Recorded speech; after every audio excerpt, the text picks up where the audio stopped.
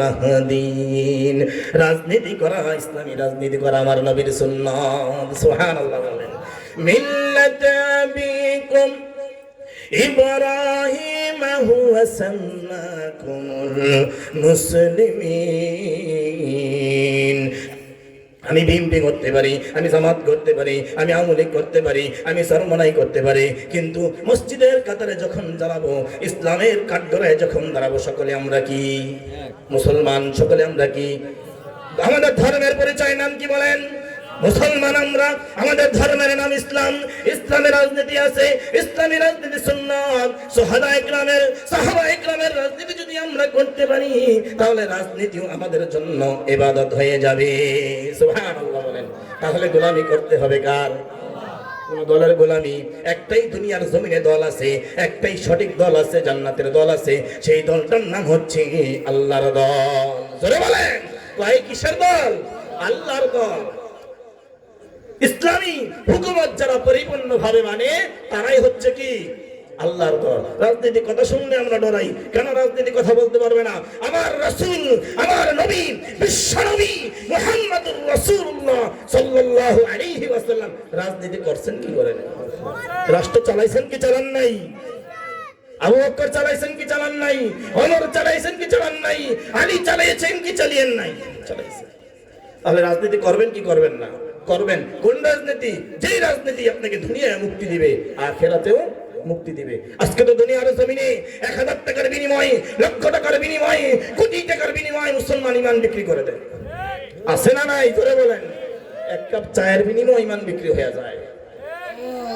আমি যদি আজকে একটা দলকে সমর্থন করি, যদি সেই দলটা খারাপ হয়, এই দল আমাকে জাহান্নামে নিবে। খালি টাকা খুঁজছেন না দুনিয়ার জমিনের মানুষেরা। 1000 টাকা কসকসা নোট দিলে ঈমান বিক্রি হয়ে যায়।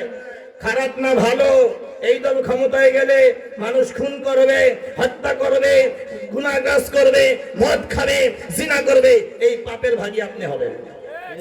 আপনার এক ভোটে যদি পাস করে। কথা বুঝাইতে মুসলমান ভাইরা, ইসলামী রাজনীতি দরকার আছে না নাই? এজন্য আল্লাহর নবী পয়গম্বর বলেন, আলাইকুম বিসুন্নতি ওয়া সুন্নাতিল খুলাফাইর রাশিদিনাল মাহদিন। আপনার ভোট একটা আমানত। এই ভোটটা আপনি কোন জায়গায় দিবেন? ইসলামী হুকুমত যারা কায়েম করতে পারবে দুনিয়ার জমিনে, তাদের পক্ষে যদি আপনি একটা সমর্থন করেন, একটা ভোট যদি দেন, কাল কিয়ামতের ময়দানে হইতে পারে এই ভোটটাই আপনার জান্নাতের নমুনা। সুবহানাল্লাহ। আল্লাহ রাব্বুল আলামিন কুরআনুল কারীমের ভিতরে বলেন, ইয়া আইয়ুহাল্লাযীনা আমানুত্তাকুল্লাহা ওয়াবতাগু ইলাইহিল ওয়াসিলা। সুবহানাল্লাহ বলেন। বান্দারে কাল কিয়ামতের ময়দানে আমি আল্লাহ রাব্বুল আলামিন তোমার জন্য কোনো নেক আমল থাকবে না। আমি আল্লাহ রাব্বুল আলামিন সেদিন তোমাকে উসিলা তালাশ করব। এই বান্দা, এই ফেরেশতারা দেখো তার কোনো নেক আমল আছে কিনা, তার কোনো কোরআনের মাহফিল আছে কিনা, তার মাদ্রাসায় একটা অনুদান আছে কিনা, মাদ্রাসায় একটা ইট যদি দেয়া থাকে, আমি আল্লাহ রাব্বুল আলামিন ওই উসিলায় তোকে জান্নাত দিয়া দেব। সুবহানাল্লাহ বলেন। আচ্ছা বলেন দেখি, আপনারা শুনছেন না 100 খুন করে জান্নাতে গেছে? আর বলেন না কথা, কুকুরের পানি খাওয়ায় বেদুইন জান্নাতে গেছে না ভাই? তাহলে আমি আপনি জান্নাতে যেতে পারবো না যদি উসিলা ধরতে পারি? উসিলা তো ধরতে রাজি না, খালি ওয়াজ শুনতে রাজি, তারপরে চায়ের দোকানে দিয়ে আওয়ামী লীগ বিএনপি করেন।